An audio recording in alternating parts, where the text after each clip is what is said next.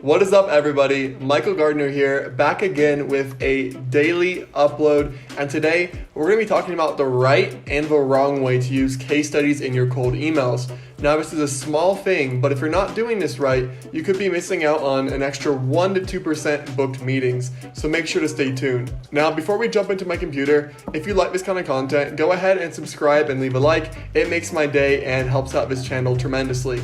So now let's go ahead and jump into my computer. Alright, so here we are in my computer going over the case study formula I use, as well as a bad example and a good example of a case study. So if you are doing cold email, you should definitely be using case studies. I like to use 3 to 6 case studies in my email sequences, and my email sequences range from 4 to 8 emails long typically.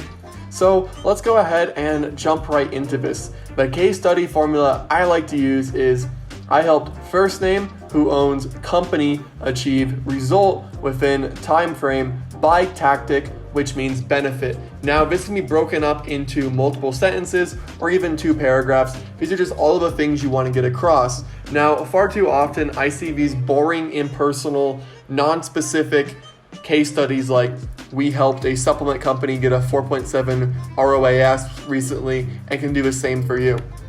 There's no emotion, there's no real credibility, it's just not very good. Now, obviously you want to be using case studies that are niche specific. So for this example, I'm pretending I'm reaching out to supplement companies, because if I reach out to a supplement company and I say, we helped Tom, who owns a flooring company, get 7 more installations this week, well, that's not too relevant. So the more relevant your case study is, the better. For example, if supplements, any health product would probably be fine, but obviously the better, the more specific, the better. So let's jump into a good example of a case study here.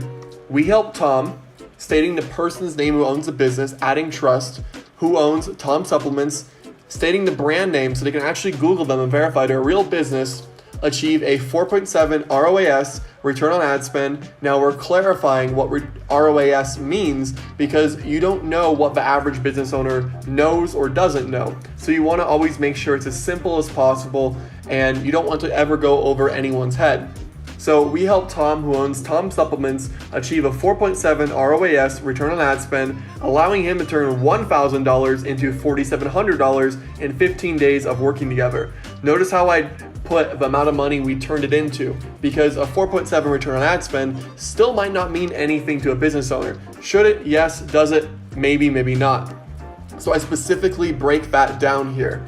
And then I'm going to go into, so we've done I help first name who owns company achieve result within time frame. Now we're going to do a by tactic, which means benefit. We did this by using our UGC, user generated content, explaining what it is, Cyclone strategy. So we're adding in like a fun name of a strategy we use. I like to make up like a little strategy name. It's kind of fun. It piques their interest.